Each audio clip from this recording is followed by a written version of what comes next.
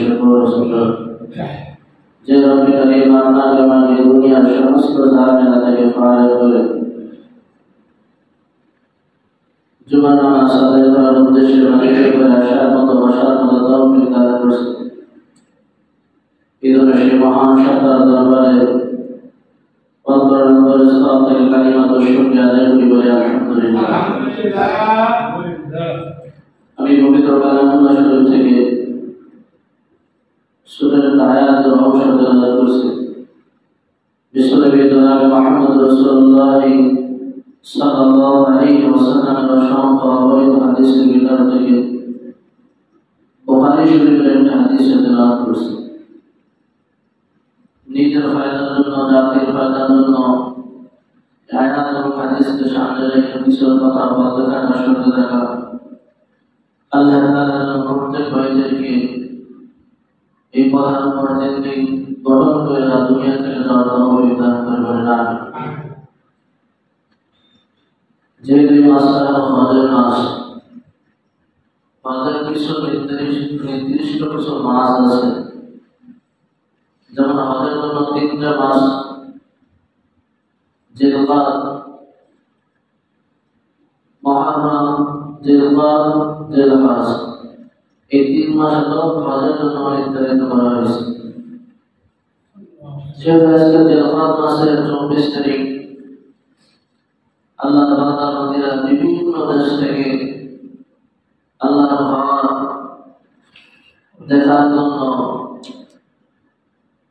রাসূলের রওনা জিহাদ করার জন্য, নিজের জীবনের গুনাহগুলো মাফ করানোর জন্য, ওই জায়গার মাত্র উদ্দেশ্য আল্লাহর জন্য ওইখানে হাজির আছে। কথা বলে ঠিক আল্লাহ তাআলা তাই বলতেছেন, আল হাজ্জ উমরাতান লিল্লাহ, তোমরা হজ এবং উমরা করো একমাত্র আল্লাহর জন্য। কার জন্য? আল্লাহর জন্য। তুমি এই জন্য হজ করিও না যে মানুষ আমাকে আল হজ বলবে। অনেকে ব্যাখ্যা করে একবার হজ করলে হাজি, কয়েকবার হজ করলে আল হজ। জীবনে একবার হজ করস, কয়বার করস? একবার হজ করস। এই যে আল হজ আর হাজি, এই জন্য আমরা হজ করবো না। হজ করবো একমাত্র কুল ইন্না সলাতি ওয়া নুসুকি ওয়া মাহইয়ায়া ওয়া মামাতি লিল্লাহি রাব্বিল আলামিন।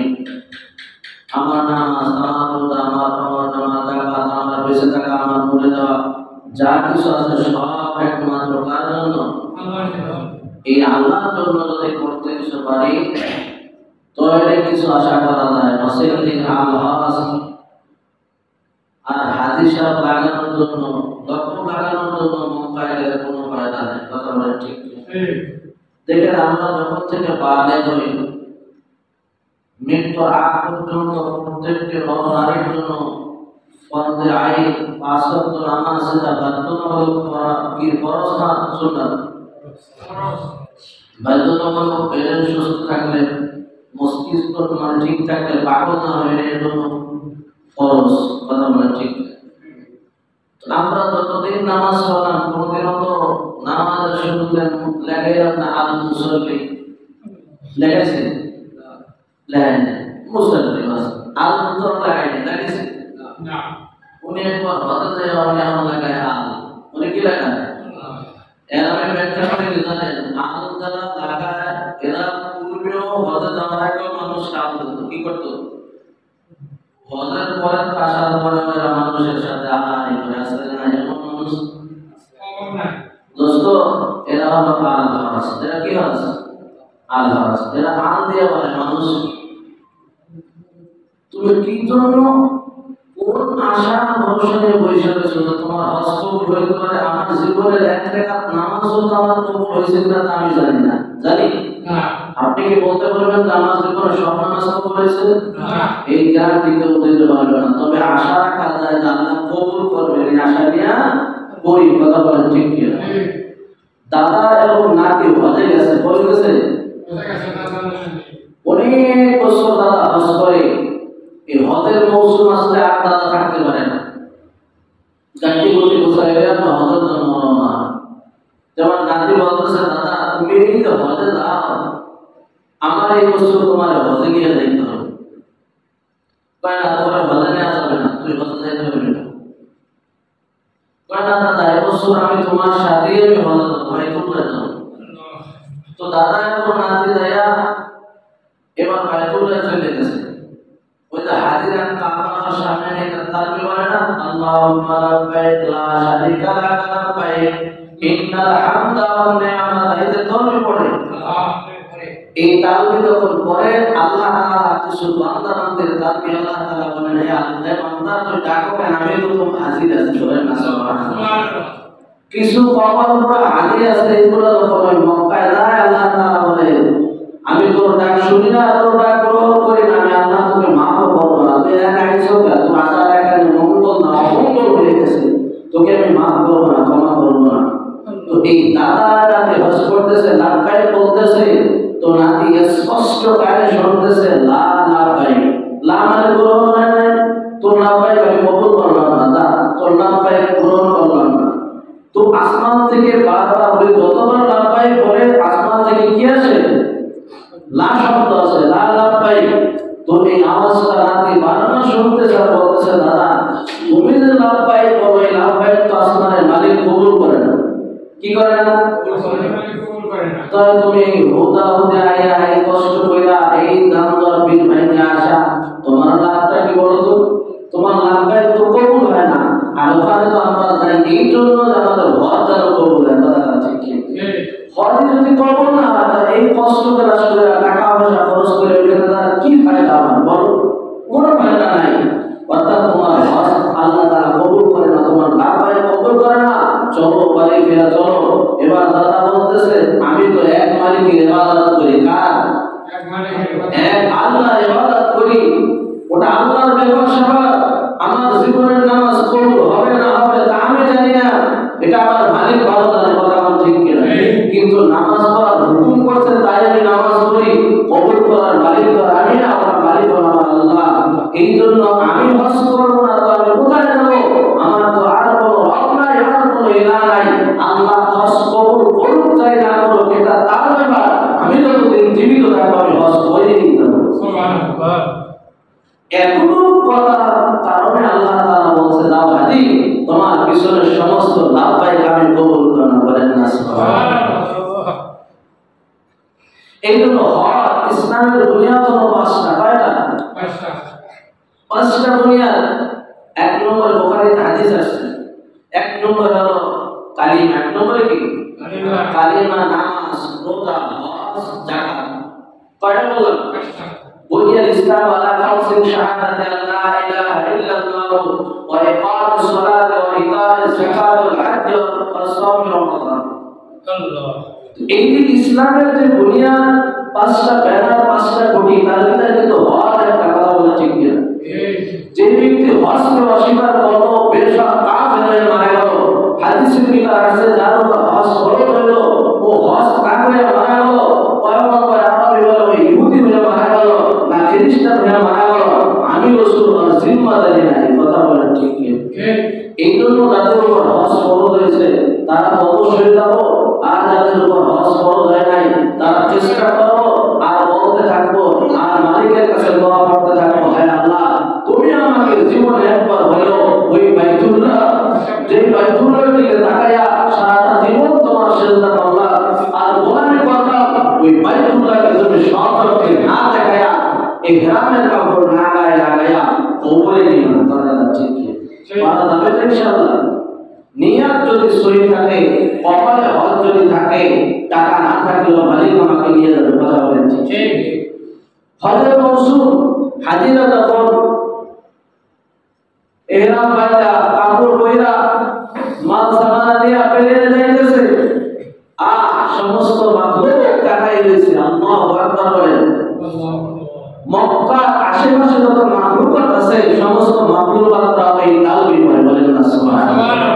হাজিরা যখন এই তালবি পাঠ করে তখন এই মাখলুকাতরা এই তালবি পড়তেই থাকে। তো আশরাফি থানভী রাহমাতুল্লাহ আলাইহির কিতাবে লিখতেছে যে খেতের ভিতরে একটা পিপিলিকা, ছোট একটা মাখলুক, এই পিপিলিকা নামে একটা সূরা, সূরাতুন নাম, একটা সূরা আল্লাহ তাআলা কোরআনের ভিতরে নাযিল করেছে, বলেন সুবহানাল্লাহ। আমাদের যা কিছু প্রয়োজন, যা কিছু লাগবে সব কিছু আল্লাহ তাআলা কোরআনের ভিতরে দিয়ে দিয়েছে, বলেন ঠিক ঠিক। তো সূরাটা মানলে এর মনে হক থাকলো, এর মনে ইচ্ছা থাকলো যে আমি একটু বাইতুল্লাহ যাইতে পারতাম। হাজিরা বিশ্বল্লাহ তলবি পড়তে পড়তে বাইতুল্লাহ যাইতেছে, মালিকের ঘর দেখবে, আমার তো মন চাই কিন্তু আমার তো সামর্থ্য কি নাই, আমার তো সামর্থ্য নাই, আমি তো খুদরা পাবো, আমি বাইতুল্লাহ কিভাবে যাব? এই কথাটা আমার আল্লাহ তাআলা এত পছন্দ হয়েছে, আল্লাহ তাআলা একটা কবুতরকে পাঠায় দিয়ে বলছে, যাও কবুতর, অমুক খেতে অমুক আইলে দিয়ে একটা পিপিলিকা আছে, তুমি ওই জায়গা ল্যান্ড করবা, আজকে পিপিলিকা যখন তোমার গায়ে উঠবে, আজকে তুমি আমার মক্কায় চলে আসবে, বলেন না সুবহানাল্লাহ। আসলে থানবী রাহমাতুল্লাহ বলতেছে এই পিপিলিকা হস আল্লাহ তাআলা কবুল করেছে, বলেন না সুবহানাল্লাহ। এই জন্য দোস্ত নিয়ত থাকতে হবে, নিয়ত সবচেয়ে বড় জিনিস। নিয়ত কি? নিয়তের উপর আর কিছু নাই। যত নামাজ পড়েন, রোজা রাখেন, হজ করেন, যাকাত দেন, যত ইবাদত আছে, এক নম্বরে নিয়ত। এক নম্বর কি? নিয়ত যদি ঠিক থাকে তো আল্লাহ তাআলা আপনার হজ কবুল করবে।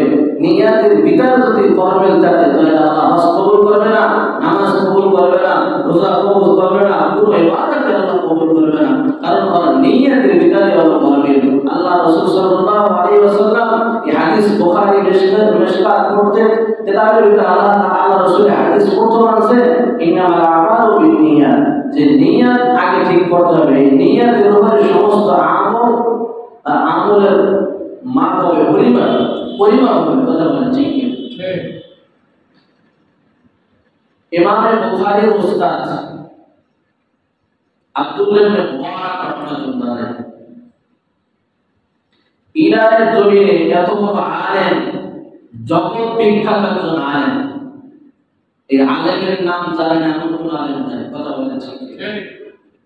ইমাম বুখারী রাহমাতুল্লাহ আলাইহি উস্তাদ আব্দুল্লাহ ইবনে মুবারক, ইমাম শাফি রাহমাতুল্লাহ আলাইহি ছাত্র, শাফি ছাত্র, ইমাম বুখারীর উস্তাদ।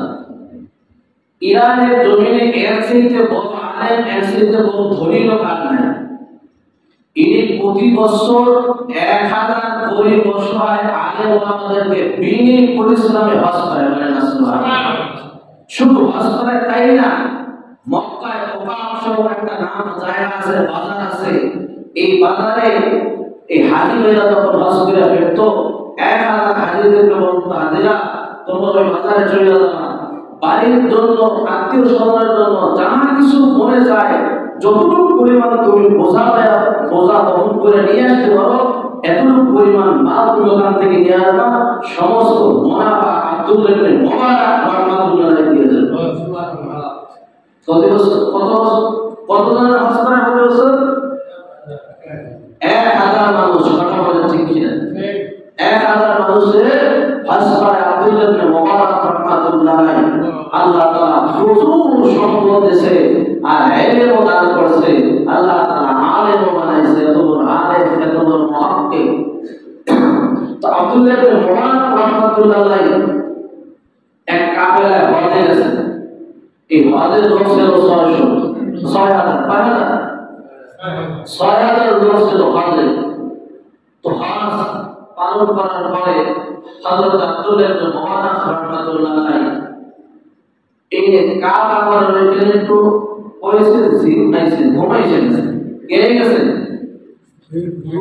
ঘুমাইয়ে গেছে। তো ঘুমের ভিতরে এবার স্বপ্নে দেখতেছে পায়ের কাছে একজন লোক, মাথার কাছে একজন লোক। কয়জন লোক? এবং পায়ের কাছে যে সে জিজ্ঞাসা করতেছে মাথার কাছে, ভাই তুমি কি জানো এই বছর কত মানুষ হজে আসছে? কয় না ভাই, তুমি বলো কত মানুষ হজে আসছে? কয় এই বছর 6 লক্ষ মানুষ হজে আসছে। তুমি কি জানো ভাই এই 6 লক্ষের ভিতর কয়জনের হজ কবুল হয়েছে? কয় না ভাই, আমি তো তা জানি না। তো পায়ের জন্য জিজ্ঞাসা করতেছে, মাথার জন্য জবাব দিতেছে, বলতেছে ভাই এই 6 লক্ষ মানুষের ভিতর একজনের হজ আল্লাহ কবুল করে নেন। কি করে নেন?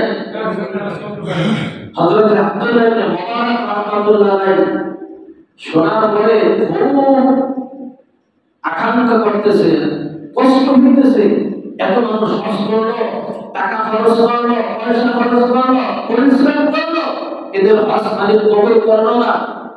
তো একজনে জিজ্ঞাসা করতেছে, ভাই কেন কবুল করলো না? তো ভাই সিরিয়া একজন এক ব্যক্তি আছে, ওই ব্যক্তি হজের নাম লেখাইছিল কিন্তু ঘটনার জন্য হজ আসতে পারে নাই। ওই ব্যক্তির নিয়াতটা ভালো ছিল, ওই নিয়াতের কারণে আল্লাহ তাআলা ৬ লক্ষ হাজির হজ কবুল করেছেন। সুবহানাল্লাহ। আল্লাহু আকবার কাবীরা। এই ঘটনা যখন শুনছে আব্দুল্লাহ ইবনে মুবারক রাহমাতুল্লাহ আলাইহি লাভ দিয়ে ওইটা করছে, কি ব্যাপার? আমি এত বড় আলেম, এত বড় মুত্তাকিন, ইমাম বুখারী রাহমাতুল্লাহ আলাইহি উস্তাদ, এত বড় বিখ্যাত একজন আলেম, আমার হুজুর আল্লাহ কবুল করবে না। কারণটা কি? ওই যে মসজিদ হজ কবুল করলো, এই হজ কেন কবুল করলো তার রহস্য জানা দরকার আছে না নাই? ঘুমাইলে জানতে পারবেন?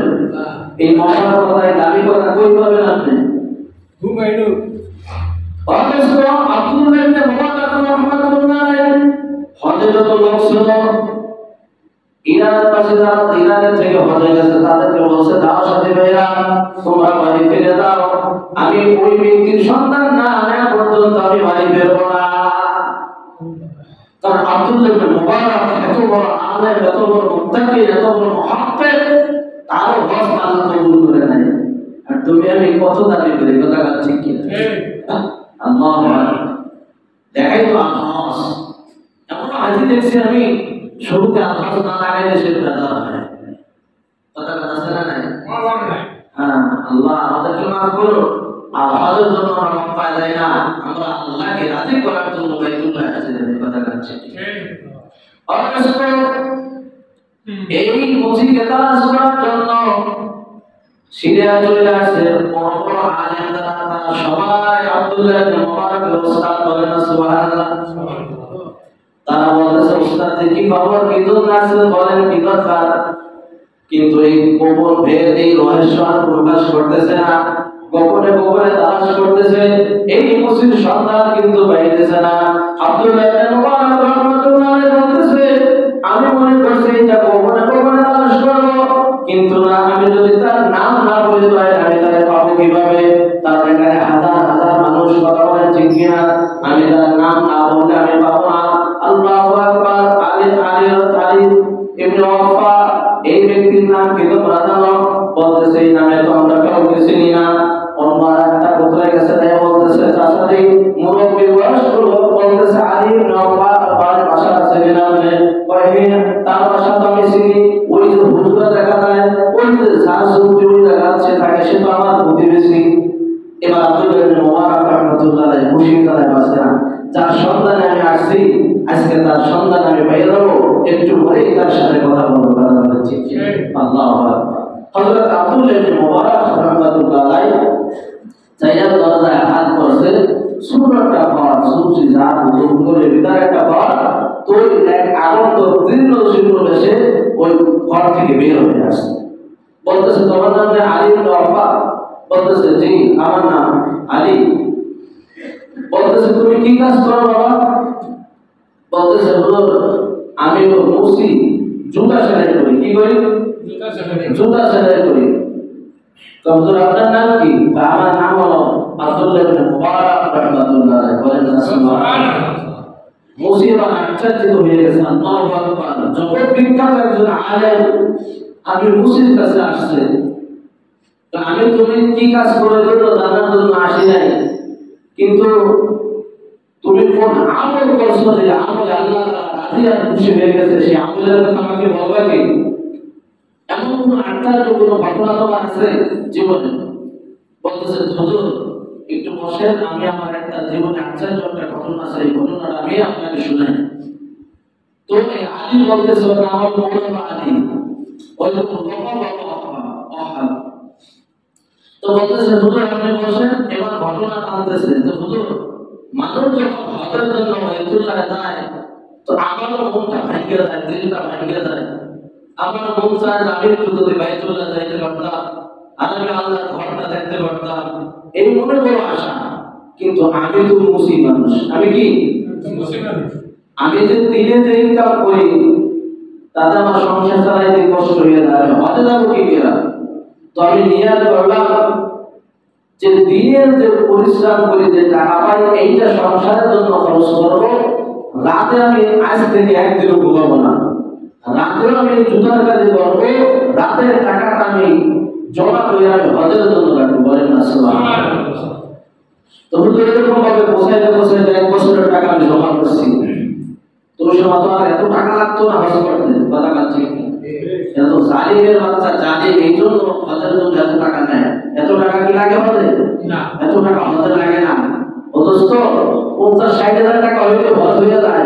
কিন্তু এই আবিয়ানা বাবিয়ানা এই পয়লে 5 লাখ 6 লাখ এটা ইহুদিয়া খ্রিস্টানের একটা চক্রান্ত, যাতে কোনো মুসলমান বাইতুল্লাহ না যেতে পারে। কথা কাছে এটা ইহুদিদের চক্রান্ত, তুমি আমি বুঝবো না। তবে হজ যার ভাগ্যে আছে সে লক্ষ টাকা কোটি টাকা হইলেও সে হজে যাবে। কথা বলেন ঠিক না? তাকে আল্লাহ তাআলা নেবে ওই জায়গা যেদিকে ইব্রাহিমের ডাকে সারা দেশে, যেদিকে হাজিরা দেশে, তাকে আল্লাহ মৃত্যুর আগে হইলেও হজে নেবে। কথা বলেন। তো 1 বছরের টাকা কমপ্লিট হয়ে গেছে, এই টাকা নিয়ে সে হজে এবার নাম লেখাইছে। আসবাবপত্র যা যা লাগে 40 দিন 45 দিন থাকতে সব কিছু কিনছে। কিন্তু একটি ঘটনা, আমার স্ত্রী হলো অসুস্থ, প্রেগনেন্ট, এখন মানে অসুস্থ, বাচ্চা হবে কিছুদিন পরে। তো আমার স্ত্রী হঠাৎ ঘুমের ঘরে বলতেছে, স্বামী আমার, আপনি তো আগামীকাল হজে চলে যাবেন, তো আমার তো একটু গোশত খাইতে মনে চাইতেছে। কি খাবেন? গোশত। আলী বলতেছে, এই রাত্রে আমি গোশত কোথায় পাবো বলেন? আল্লাহ তার বিশ্বাস এই রাত্রে সে গোশত কোথায় পাইবে না। তারপর বাজারের ব্যাগ নিয়ে বের হয়েছে, দেখি একটু গোশতের সন্ধান পাই নাকি। কথা বলেন ঠিক? তাই বলতেছে 2 ঘর অতিক্রম করার পরে 3য় ঘরে দেখি যে আমার প্রতিবেশী ঘরের ভিতর গোশত আনতেছে, তার ঘেরান আমার কানে আসছে। কি আসছে? কানে আসছে। আসার পরে বলতেছে, আলী ডাক দিয়ে বলতেছে, ভাই আমি তোমার প্রতিবেশী, তোমার ঘরে গোশত পাক হইতেছে, আমাকে একটু গোশতের ব্যবস্থা করো বাড়িতে, আমি সকালবেলা বাড়ি তোমাকে আমি নিয়ে যাবো, যেহেতু আমি সকালবেলা হজে যাবো, আমি সকালবেলা হজে যাবো, এই রাতে কোথায় আমি গোশত পাবো? কোথাও গোশত পাবো না। তুই আগমন বের হয়ে বলতেছে, আলী এই গোশত আমাদের জন্য হালাল, তোমার জন্য হারাম। আমার জন্য হারাম, তোমার জন্য হারাম। আলী একটু কষ্ট পাইলেন আর বললেন, ভাই কি বললা তুমি? তোমার জন্য যে জিনিস হালাল ওই জন্য ওই জিনিস আমার জন্য কেন হারাম হবে? তুমিও মুসলমান, আমিও মুসলমান, তুমিও মুসলমানের সন্তান, আমিও মুসলমানের সন্তান, তোমার জন্য যদি হালাল হয় তো আমার জন্য তো হালাল হবে। কথা বলেন ঠিক কি? দোস্ত বলতেছে, আলী এটা গোপন একটা ভেদ, এই ভেদ আমি প্রকাশ করতে চাই না। আলী বলতেছে, তোমার হাত আমি চেপে ধরলাম, ভাই যত সময় পর্যন্ত রহস্য না বলবা তত সময় আমি পর্যন্ত তোমার বাড়ি ছাড়বো না। বলো কি রহস্য? ভাই আলী এটা একটা গোপন ভেদ, মনে করছো আমি কার কাছে প্রকাশ করবো না। তুমি যেহেতু এতই বলতেছো, তোমার কাছে বলি, 3 দিন পর্যন্ত আমার বাড়ি কোনো খাবার নাই। কয়দিন? 3 দিন আমার চুলা জ্বলে না, আমি বাইরে কাজে যাই, কাজ পাই না, কাজের সন্ধানে যাই, কাজ পাই না। আজকে একটা ফেরার পথে একটা মরা গাধা, মরা গাধা, মুসলমানের জন্য হালাল না হারাম? হারাম। তো এই কিছু গোশত কাইটা নিয়ে আসছে, এইটা পাকাইতেছে, জাল দিতেছে, যাতে করে খাইয়া জীবনটা বাঁচাইতে পারে। নসেল সকালবেলা 4টা লাশ এই ঘর থেকে বের হবে। জীবন বাঁচাতে তাগিদে আজকে হারাম গোশত আজকে মুসলমান ভক্ষণ করতেছে। কথা বলেন ঠিক? আর তুমি লক্ষ লক্ষ কোটি কোটি টাকা, এই টাকা দিয়ে কি করবা? মুসলমানের সন্তান আজকে হারাম খাইতেছে, আর তোমার কাছে আল্লাহ তাআলা লক্ষ কোটি কোটি টাকা দিয়েছে, তুমি কারণের গায়ে চাপড়াই রাখছো যাতে একটা টাকা না ভাঙা যায়। আছে না নাই? অথচ এবার আলী বলতেছে, তুমি ভাই এই জায়গা থাকো আর হারাম মাল তোমার সন্তানদেরকে খায় না। আলী এবার বাসায় দেয়া ওর স্ত্রীর কথা ভুলে গেছে। ওই সব ভুইলা যাহা কিছু ছোট জল কাটা মাটা নিয়া ওই 1 বছরের হজের টাকা নিয়ে আসছে। ভাই এইগুলা দিয়ে তুমি তোমার সন্তানদেরকে খারাপ মেহমানদারি করো, আর এই সমস্ত টাকা আমি আল্লাহর জন্য তোমাকে আমি দান করলাম। বলেন না সুবহানাল্লাহ। ওই ব্যক্তি নেবেই না, তাই আল্লাহর কসম, আল্লাহর কসম, আল্লাহর কসম, এই টাকা আমি তোমাকে দেওয়ার জন্য আনছি। আলীও কাঁদতেছে, ওই প্রতিবেশী ব্যক্তিও কাঁদতেছে, কাঁদতে কাঁদতে এই অবস্থায় চলে আসছে। এই ব্যক্তি সকালবেলা তাহলে হবে নাম দেখানো কমপ্লিট, এখন কি করবে? এলাকার থেকে ভাইগে গেছে। কি হয়ে গেছে? ভাইগে গেছে। জানুন মানুষ সাথীরা এসে আবার তারা না খোঁজে, এই জন্য সে ভাইগে গেছে। বলতেছে স্ত্রীর সাথে আর দেখা দেয় নাই, সকাল রাত পরে তোমার লোক এসে আমাকে নিয়ে যাবে, কিন্তু এই অবস্থায় আমি হজে না যাইয়া চলে গেলাম। আমার কাপড় এক সময় শুনতে পারলাম তারা বাইতুল্লাহ পৌঁছে গেছে। আল্লাহুম্মা লাব্বাইক লা শারীকা লাক লাব্বাইক, এই তালবিয়া বলতেছে, তাহলে শুনতেছি এরা সবাই হজে গেছে। এক পর্যায়ে হজ শেষ হয়ে গেছে। এই হজ শেষ হওয়ার পরে এসে কাজী বলতেছে, আলী তুমি তো, তোমাকে আমি বাইতুল্লাহর সামনে তোমার সময় আমি তোমাকে এক নজর দেখলাম, তুমি কার সাথে হজে গেলা?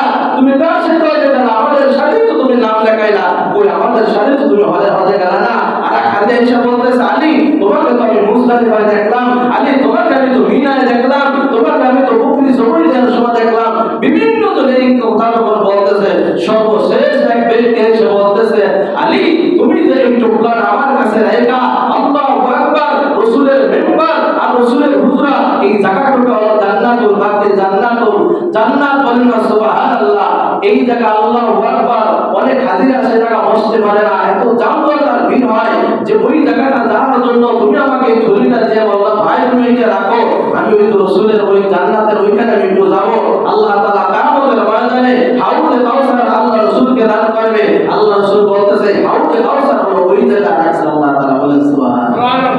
রিয়াবিল জান্নাহ বলা হয় আল্লাহ রাসূলের মেম্বারের হুজুরে মাঝামাঝি যতটুকু পাকা আছে এই জায়গা বসতে আল্লাহ তাআলা জীবনের পুরো ভাগ হয়। ও দোস্ত, এই হাজিম সাহেব এসে বলতেছে, আলী এই নাও তোমার টোকলা, এইটা নিয়ে আমার এই বিপদ থেকে উদ্ধার করো। এরপরে এই কথা শোনার পরে আমি অসরণ হয়ে কাঁদতেছিলাম, কাঁদতে কাঁদতে আমার এমন ভাবে একটা হয়ে গেছে, আমি পুরো অজ্ঞান হয়ে গেছি। এই অবস্থা আমার ঘুম এসে গেছে। জনাবে মুহাম্মদুর রাসূলুল্লাহ সাল্লাল্লাহু আলাইহি ওয়াসাল্লাম রওজায় আথা থেকে উঠে এসে বলতেছে, আলী তোমার নিয়তটা এতই কবুল হয়েছে আল্লাহ তাআলার কাছে, তোমার নিয়তের কারণে আল্লাহ তাআলা 6 লক্ষ হাজীদের হজকে কবুল করছে। সুবহানাল্লাহ। আমি রাসূল তোমার জন্য আসছি, তুমি এত বড় সুন্দর নিয়ত করছো, যে নিয়তের কারণে আমার আল্লাহ তাআলা 6 লক্ষ হাজীর হজ আল্লাহ তাআলা কবুল করছে। ও দোস্ত, বুখারীতে হাদিস আছে, ইন্নামাল আমালু বিন্নিয়াত, এক নম্বর হলো নিয়ত। নিয়ত যদি ঠিক থাকে আল্লাহ